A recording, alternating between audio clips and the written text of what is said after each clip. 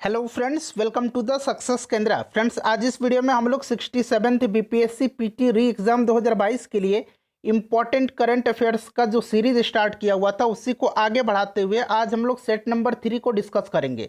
Friends, इससे पहले already हम लोगों ने इम्पॉर्टेंट करंट अफेयर्स का सेट नंबर 1 और सेट नंबर 2 कवर कर लिया था। तो अगर आपने नहीं देखा इन वीडियोज़ को तो देख लीजिएगा। इन दोनों वीडियोज़ का लिंक मैंने आज की इस वीडियो के डिस्क्रिप्शन बॉक्स में दे दिया है। और फ्रेंड्स, जैसे कि आप सभी जानते हैं कि हम लोग 67th बीपीएससी पीटी री एग्ज़ाम 2022 के लिए पिछले एक साल के इम्पॉर्टेंट करंट अफेयर्स को कवर कर रहे हैं। फ्रेंड्स, अगर आप चैनल पर पहली बार विजिट कर रहे हैं तो चैनल को सब्सक्राइब करके बेल आइकन जो घंटी का निशान है उसको जरूर दबा लीजिएगा, ताकि जब भी 67th और 68th बीपीएससी से संबंधित कोई भी इंपॉर्टेंट वीडियो अपलोड किया जाए तो उसका नोटिफिकेशन सबसे पहले आपके पास पहुंच जाए। तो चलिए फ्रेंड्स, बिना देरी किए हुए आज का सेशन स्टार्ट करते हैं। फ्रेंड्स, प्लीज़ वीडियो को लाइक कर दीजिएगा और सेशन जब समाप्त होगा तो इसे शेयर भी जरूर कर दीजिएगा। फ्रेंड्स, जैसे कि मैंने आपको बताया कि इस वीडियो में हम लोग 67th बीपीएससी पीटी री एग्ज़ाम के लिए पिछले एक साल के इंपॉर्टेंट करंट अफेयर्स के सेट नंबर 3 को डिस्कस करेंगे। तो चलिए फ्रेंड्स, सेशन आज का स्टार्ट करते हैं। पहले फ्रेंड्स, प्लीज़ वीडियो को लाइक कर दीजिएगा। आज के सेशन का पहला प्रश्न देखेंगे कि ओशनिक्स सिटी, देखिए मैंने यहाँ पर अंग्रेजी में भी लिख दिया है, ओशनिक्स सिटी नामक एक तैरता हुआ शहर किस देश में स्थापित किया जा रहा है। फ्रेंड्स, अगर आपको आंसर पहले से पता है तो आप आंसर कमेंट बॉक्स में दे करके बताते चलेंगे, और जो भी मैं एक्सप्लेन करूंगा उसको आप ध्यानपूर्वक जरूर सुनिएगा। इससे क्या होगा कि एक प्रश्न के साथ साथ आपके 2 से 3 प्रश्न जो है कवर होते चलेंगे। तो ध्यान दीजिएगा फ्रेंड्स। देखिए, संयुक्त राष्ट्र ने इस साल अप्रैल में ओशनिक्स सिटी नाम से दुनिया के पहले तैरते शहर की घोषणा की है। इसे दक्षिण कोरिया के दूसरे सबसे बड़े शहर बुसान, यहाँ मैं लिख देता हूँ, दक्षिण कोरिया के दूसरे सबसे बड़े शहर बुसान के तट पर स्थापित किया जा रहा है। अगले साल से निर्माण प्रक्रिया जो है इसकी शुरू की जाएगी। अच्छा फ्रेंड्स, अभी हाल ही में दक्षिण कोरिया के जो हैं नए राष्ट्रपति बने हैं। इनका नाम क्या है? इनका नाम यून सुक योल है। यहाँ मैं लिख देता हूँ यून सोक योल। ठीक है, तो ये दक्षिण कोरिया के नए राष्ट्रपति हैं। इनका नाम जरूर आप ध्यान रखेंगे। चलिए आगे बढ़ेंगे। दूसरा प्रश्न है कि पीयूष गोयल के बाद G20 के लिए भारत के नए शेरपा के रूप में किसे नामित किया गया है। देखिए फ्रेंड्स, G20 का 2023 में भारत आयोजन करेगा। ठीक है, ध्यान रखेंगे इसको। 2022 में कौन सा देश करेगा G20 शिखर सम्मेलन का आयोजन? तो इंडोनेशिया कर रहा है। और 2023 में जो है G20 का जो सम्मेलन आयोजित करेगा वो अपना प्यारा भारत करेगा। और देखिए, पीयूष गोयल के बाद G20 के लिए भारत के नए शेरपा के रूप में किसे नामित किया गया है? तो फ्रेंड्स ध्यान दीजिए। देखिए, नीति आयोग के पूर्व सीईओ यानी कि chief executive officer Amitabh Kant को G20 के लिए भारत के नए शेरपा के रूप में नामित किया गया है, जो वाणिज्य और उद्योग और उपभोक्ता मामलों के मंत्री पीयूष गोयल की जगह लेंगे। और भारत 1 दिसंबर 2022 से 30 नवंबर 2023 तक G20 का अध्यक्ष होगा। ठीक है, राइट आंसर इसका ऑप्शन नंबर सी हो जाएगा, अमिताभ कांत। अच्छा, 2023 में जो है भारत G20 शिखर सम्मेलन का आयोजन करेगा। 2022 में इंडोनेशिया करेगा, इसको भी आप ध्यान रखेंगे। चलिए अगला प्रश्न है कि हाल ही में खबरों में रहा मिशन वात्सल्य किस केंद्रीय मंत्रालय के द्वारा लागू की गई योजना है। तो देखिए, मिशन वात्सल्य जो है यह महिला एवं बाल विकास मंत्रालय द्वारा कार्यान्वित देश में बाल संरक्षण सेवाओं के लिए एक छत्र योजना है। मंत्रालय ने इस योजना के लिए दिशा निर्देश भी जारी किए हैं। राज्यों को फंड मिशन वात्सल्य परियोजना अनुमोदन बोर्ड के माध्यम से अनुमोदित किया जाएगा, जिसकी अध्यक्षता महिला एवं बाल विकास मंत्रालय के सचिव करेंगे। और वर्तमान में महिला एवं बाल विकास मंत्री कौन है? तो श्रीमती स्मृति जुबिन ईरानी हैं। राइट आंसर इसका ऑप्शन नंबर बी हो जाएगा। नेक्स्ट क्वेश्चन है फ्रेंड्स, इससे पहले हम लोगों ने करंट अफेयर का सेट 1 और सेट 2 कवर कर लिया। साथ ही साथ हम लोग 67th बीपीएससी पीटी री एग्जाम के लिए प्रैक्टिस सेट भी कवर कर रहे हैं। सभी वीडियोज़ का लिंक डिस्क्रिप्शन में मिल जाएगा। और जब 67th बीपीएससी एग्ज़ाम जब हुआ था मई में, उससे पहले हम लोगों ने फ्रेंड्स बहुत सारे वीडियोज़ को कवर किया हुआ है। तो वो सभी वीडियोज़ अभी भी इंपॉर्टेंट है, उसको एक बार रिवीजन जरूर कर लीजिएगा। लिंक डिस्क्रिप्शन में मिल जाएगा, या फिर आप चैनल पर चले जाइए, मैंने प्लेलिस्ट भी बना दिया है। देखिए, निर्माण श्रमिकों के कौशल विकास को बढ़ावा देने के लिए राष्ट्रीय पहल निपुण, यहाँ मैं लिख देता हूँ अंग्रेजी में निपुण। ठीक है, देखिए इसका फुल फॉर्म भी यहाँ पर दिया गया है, national initiative for promoting up skill of निर्माण। ठीक है, यहाँ देखिए निपुण लिखा गया है, किस केंद्रीय मंत्रालय की एक पहल है? बताइए राइट आंसर इसका क्या हो जाएगा। तो फ्रेंड्स ध्यान दीजिए, देखिए यह जो निपुण पहल है यह केंद्रीय आवास और शहरी मामलों के मंत्रालय के द्वारा जो है शुरू किया गया एक पहल है। Option number A right answer हो जाएगा। इसकी शुरुआत केंद्रीय आवास और शहरी मामलों के मंत्री हरदीप सिंह पुरी के द्वारा किया गया। और देखिए 1 लाख निर्माण श्रमिकों के कौशल प्रशिक्षण के लिए निपुण पहल शुरू की गई है। नेक्स्ट क्वेश्चन देखेंगे कि भारत में 8वें अंतर्राष्ट्रीय योग दिवस समारोह का मुख्य स्थल कौन सा है। तो देखिए फ्रेंड्स, भारत में 8वें अंतर्राष्ट्रीय योग दिवस समारोह का जो मुख्य स्थल था ये था कहाँ पर, तो मैसूर था। Option number B right answer हो जाएगा। कर्नाटक के मैसूर में 8वें अंतर्राष्ट्रीय योग दिवस समारोह में प्रधानमंत्री नरेंद्र मोदी जी ने भाग लिया था। और देखिए इस वर्ष इसका थीम क्या था। अच्छा, सबसे पहले जान लीजिए कि अंतर्राष्ट्रीय योग दिवस मनाया कब जाता है, तो 21 जून के दिन मनाया जाता है। और इस वर्ष इसका थीम था क्या, मानवता के लिए योग, यानी कि योगा फॉर ह्यूमैनिटी। क्लियर, याद रखेंगे। चलिए आगे बढ़ेंगे। अगला प्रश्न है कि स्काई ट्रैक्स वर्ल्ड एयरपोर्ट पुरस्कारों में से किस भारतीय हवाई अड्डे को भारत और दक्षिण एशिया में सर्वश्रेष्ठ क्षेत्रीय हवाई अड्डे का पुरस्कार दिया गया है। तो यह दिया गया है बेंगलुरु के कैंपेनगौड़ा अंतर्राष्ट्रीय हवाई अड्डा को। ऑप्शन नंबर इसका डी राइट आंसर इसका हो जाएगा। देखिए बेंगलुरु के कैंपेनगौड़ा अंतर्राष्ट्रीय हवाई अड्डे को 2022 sky tracks world airport awards में भारत और दक्षिण एशिया के सर्वश्रेष्ठ क्षेत्रीय हवाई अड्डे का खिताब दिया गया। यह पुरस्कार चेक इन से आगमन, स्थानांतरण, खरीदारी, सुरक्षा, आव्रजन और प्रस्थान द्वारा व्यवस्था के अनुभव के बारे में वैश्विक स्तर पर किए गए सर्वेक्षण में ग्राहकों की प्रतिक्रिया पर आधारित होती है। अगला प्रश्न कर लेंगे। नेक्स्ट क्वेश्चन है कि हाल ही में किस देश ने अपना सबसे उन्नत विमान वाहक पोत यानी कि एयरक्राफ्ट कैरियर फ्यूजियान जो है फ्यूजियान नाम से लॉन्च किया है। तो देखिए चाइना ने हाल ही में अपना तीसरा विमान वाहक पोत फ्यूजियान नाम से लॉन्च किया है। यह देश का सबसे उन्नत और पहला पूरी तरह से घरेलू रूप से निर्मित नौसैनिक पोत है। राइट आंसर इसका चीन हो जाएगा। ठीक है फ्रेंड्स, चलिए अगला प्रश्न कर लेंगे। नेक्स्ट क्वेश्चन है कि हाल ही में खबरों में रहा सिंगलीला नेशनल पार्क, यहाँ अंग्रेजी में भी मैंने लिख दिया है, किस राज्य में स्थित है। तो देखिए सिंगलीला नेशनल पार्क जो है यह पश्चिम बंगाल में है। पश्चिम बंगाल के सिंगलीला नेशनल पार्क ने 5 साल की अवधि में लगभग 20 लाल पांडा को रिहा करने का कार्यक्रम शुरू किया है। और पश्चिम बंगाल के Padmaja Naidu Himalayan zoological park ने 20 लाल पांडा, ठीक है, उनको जंगलों में छोड़ने के लिए यह कार्यक्रम शुरू किया है। तो यह पश्चिम बंगाल हो जाएगा। याद रखेंगे सिंगलीला नेशनल पार्क जो है किस राज्य में है, तो पश्चिम बंगाल में। अगला प्रश्न है कि 2022 में विंबलडन पुरुष एकल खिताब विजेता कौन है। तो फ्रेंड्स पुरुष एकल का जो विंबलडन खिताब था ये जीता है नोवाक जोकोविच ने। ऑप्शन नंबर इसका सी राइट आंसर हो जाएगा। और वही महिला वर्ग में पूछा जाए कि महिला वर्ग में महिला एकल का खिताब जो है किसने जीता है, तो फ्रेंड्स ये जीता है किसने, तो एलेना रैबकिना ने जीता है। ये जो है फ्रेंड्स ये कहाँ की हैं, तो यह जो है कजाकिस्तान की हैं। ठीक है, इसको भी आप ध्यान रखेंगे। चलिए अगला प्रश्न कर लेंगे कि हाल ही में खबरों में रहा गिया मिशन, यहाँ अंग्रेजी में भी लिखा गया, किस अंतरिक्ष एजेंसी से जुड़ा है गिया मिशन, बताइए।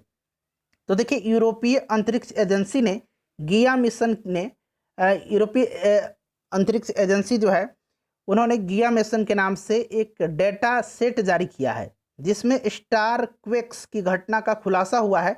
स्टार क्वेक जो है भूकंप की समान तारों की सतह पर बड़े पैमाने पर होने वाली हलचल हैं, अर्थक्वेक और स्टार क्वेक। ठीक है, ध्यान रखेंगे। तो राइट आंसर इसका हो जाएगा ESA, यूरोपियन स्पेस एजेंसी, यानी कि यूरोपीय अंतरिक्ष एजेंसी। उसके बाद देखिए किस राज्य केंद्र शासित प्रदेश ने farmer registration and unified beneficiary information system जो है, यहाँ पर फ्रूट्स है इसका शॉर्ट फॉर्म, सॉफ्टवेयर लॉन्च किया है। तो देखिए कर्नाटक की सरकार ने विभिन्न सरकारी योजनाओं के तहत वितरित लाभों के लिए किसानों को आसान पहुंच प्रदान करने के लिए योजनाओं के लिए आधार आधारित एकल खिड़की पंजीकरण के लिए सॉफ्टवेयर लॉन्च किया है, farmer registration and unified beneficiary information system, यानी कि फ्रूट्स। ठीक है, यह सॉफ्टवेयर आधार कार्ड और कर्नाटक की भूमि डिजिटल रिकॉर्ड प्रणाली का उपयोग करके एकल पंजीकरण की सुविधा प्रदान करेगा। राइट आंसर ऑप्शन नंबर इसका सी हो जाएगा, कर्नाटक।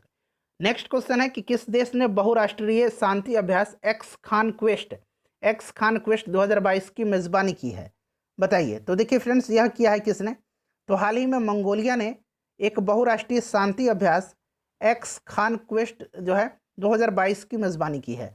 भारत सहित इसमें 16 देशों ने जो है हिस्सा लिया है। भारत के रक्षा मंत्रालय के अनुसार भारतीय सेना का प्रतिनिधित्व लद्दाख स्काउट के द्वारा किया गया। राइट आंसर इसका हो जाएगा मंगोलिया। उसके बाद देखिएगा कि विश्व पर्यावरण दिवस 2022 की थीम क्या है। विश्व पर्यावरण दिवस जो है, अच्छा विश्व पर्यावरण दिवस जो है फ्रेंड्स, इसका मेजबान देश कौन था। सबसे पहले आप मुझे कमेंट करके बताएंगे कि विश्व पर्यावरण दिवस किस तिथि को मनाया जाता है, डेट लिख करके बता दीजिए। और इस वर्ष जो इसका मेजबान देश रहा है वह स्वीडन रहा है। कौन सा देश मेजबान रहा है? स्वीडन रहा है। और 2022 का थीम क्या था? तो only one earth. Option number इसका बी राइट आंसर इसका हो जाएगा। चलिए आगे बढ़ेंगे कि किस राज्य ने गर्भवती महिलाओं के लिए आंचल नामक एक विशेष स्वास्थ्य देखभाल योजना शुरू की है। बताइए राइट आंसर इसका क्या होगा। तो देखिए राजस्थान ने शुरू किया है। राजस्थान ने गर्भवती महिलाओं के लिए करौली जिले में एक विशेष स्वास्थ्य देखभाल योजना आंचल शुरू की है। इस अभियान के दौरान 13,000 से अधिक गर्भवती महिलाओं का हीमोग्लोबिन के स्तर के लिए परीक्षण किया गया और उन्हें सही दवाएं लेने की सलाह दी गई थी। इस अभियान के तहत यह सुनिश्चित किया जाता है कि जिले में सहायक नर्स, मिडवाइफ और आशा कार्यकर्ता अपने अपने क्षेत्र की गर्भवती महिलाओं के साथ लगातार संपर्क में रहें। ऑप्शन नंबर इसका सी राइट आंसर हो जाएगा राजस्थान। अगला प्रश्न है कि राष्ट्रीय उद्यान के अंदर सामुदायिक वन संस्थान कम्युनिटी फॉरेस्ट रिसोर्स जो है CFR अधिकारों को मान्यता देने वाला दूसरा राज्य कौन है। अच्छा पहला राज्य कौन था?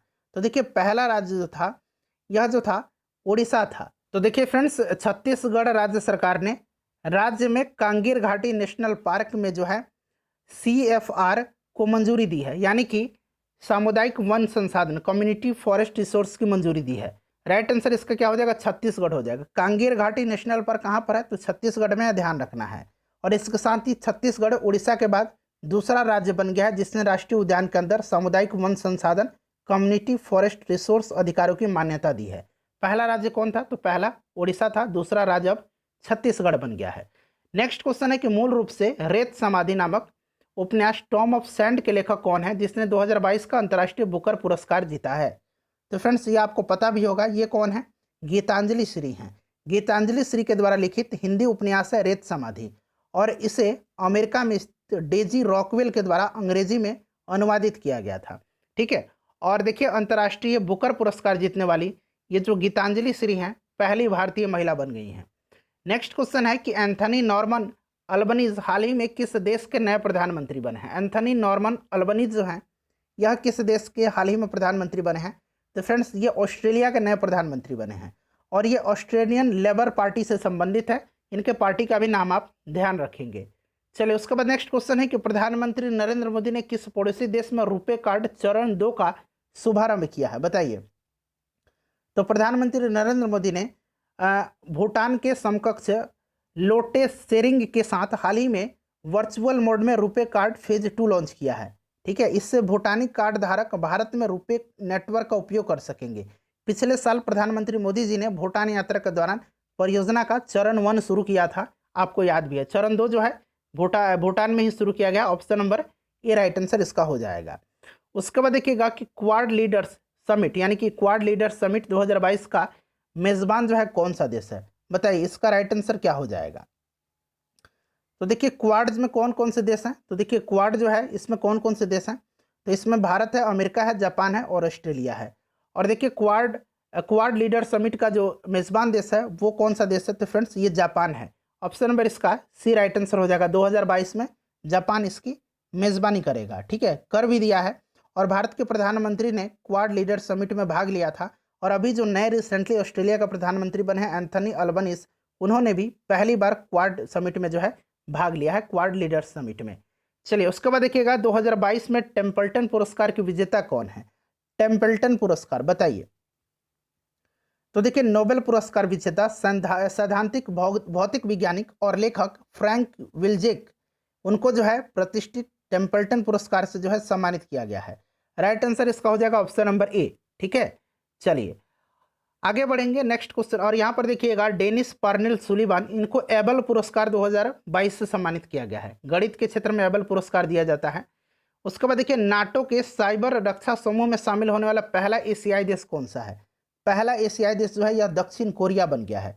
अच्छा नाटो का फुल फॉर्म क्या होता है? North Atlantic Treaty Organization. इसकी स्थापना 1949 में हुई थी। इसका हेडक्वार्टर बेल्जियम के ब्रुसेल्स में है। ब्रुसेल्स जो है यह बेल्जियम की राजधानी है, यहीं पर जो है इसका हेडक्वार्टर है। राइट आंसर साउथ कोरिया हो जाएगा। उसके बाद देखिए किस भारतीय वास्तुकार आर्किटेक्ट को प्रतिष्ठित रॉयल गोल्ड मेडल 2022 से सम्मानित किया गया है? तो देखिए भारत के वास्तुकार बालकृष्ण दोषी को जो है royal institute of British architect के द्वारा सम्मानित किया गया है। और देखिए ये वास्तुकला के लिए दुनिया का सर्वोच्च सम्मान में से एक है रॉयल गोल्ड मेडल। और बालकृष्ण दोषी जो है इनको प्रित्जर पुरस्कार से भी सम्मानित किया जा चुका है, जो कि आर्किटेक्ट के क्षेत्र में प्रदान किया जाता है। तो ये पहले ऐसे भारतीय बन गए हैं जो कि प्रित्जकर पुरस्कार और रॉयल गोल्ड मेडल 2022 दोनों से इनको सम्मानित किया जा चुका है। ठीक है, तो ये आपका हो जाएगा बालकृष्ण दोषी। उसके बाद देखिए किस देश ने एक दुर्लभ वायरल संक्रमण मॉन्की पॉक्स की सूचना दी है? तो देखिए यह केस जो आया है अभी, यह यूनाइटेड किंगडम में इसका पता चला है। ठीक है फ्रेंड्स, इसमें क्या होता है, तो संक्रमण जो है 2 से 4 सप्ताह तक चलती है और इसके परिणाम स्वरूप क्या होता है, लिम्फ नोड्स में सूजन हो जाती है और साथ ही शरीर पर चकत्ते भी आ जाते हैं। यूनाइटेड किंगडम इसका राइट आंसर हो जाएगा। हाल ही में खबरों में रही सिंथिया रोजनवेग, यहाँ पर अंग्रेजी में भी लिखा गया है, किस प्रतिष्ठित पुरस्कार की प्राप्त करता है? तो देखिए फ्रेंड्स, इनको दिया गया है कौन सा पुरस्कार, तो इनको दिया गया है विश्व खाद्य पुरस्कार। Option number A right answer इसका हो जाएगा। ठीक है फ्रेंड्स, ऑप्शन नंबर, ये नासा के Goddard institute for space studies की एक वरिष्ठ शोध वैज्ञानिक है सिंथिया रोजनवेग। ठीक है, चलिए राइट आंसर ऑप्शन नंबर इसका ए हो जाएगा। आगे बढ़ेंगे, नेक्स्ट क्वेश्चन कर लेंगे कि विश्व आर्थिक मंच वर्ल्ड इकोनॉमिक फोरम की वार्षिक बैठक 2022 का आयोजन स्थल कौन सा है? अच्छा, वर्ल्ड इकोनॉमिक फोरम की स्थापना कब हुई थी? तो 1971 में हुई थी। इसका हेडक्वार्टर कहाँ पर है? तो कोलोगनी स्विट्जरलैंड में है। ठीक है, कहाँ पर है? कोलोगनी स्विट्जरलैंड में इसका हेडक्वार्टर है। क्लियर। और देखिए वार्षिक बैठक 2022 का आयोजन स्थल जो है ये दावोस स्विट्जरलैंड में हुआ था। कहाँ पर? दावोस स्विट्जरलैंड में जो है ये हुआ था। और इसका थीम याद रखना है, वर्ल्ड इकोनॉमिक फोरम की वार्षिक बैठक 2022 की theme working together restoring trust. ठीक है, वर्किंग टुगेदर रेस्टोरिंग ट्रस्ट, ये थीम है इसका, याद रखेंगे। ठीक है, उसके बाद चलिएगा नेक्स्ट क्वेश्चन है कि ऑस्ट्रेलियन ओपन 2022 पुरुष एकल का खिताब किसने जीता है? कल मैंने ये प्रश्न कराया था, इसका आंसर आप कमेंट करके आज मुझे बताएंगे। वीडियो को लाइक कर दीजिए और शेयर कर दीजिएगा इसको।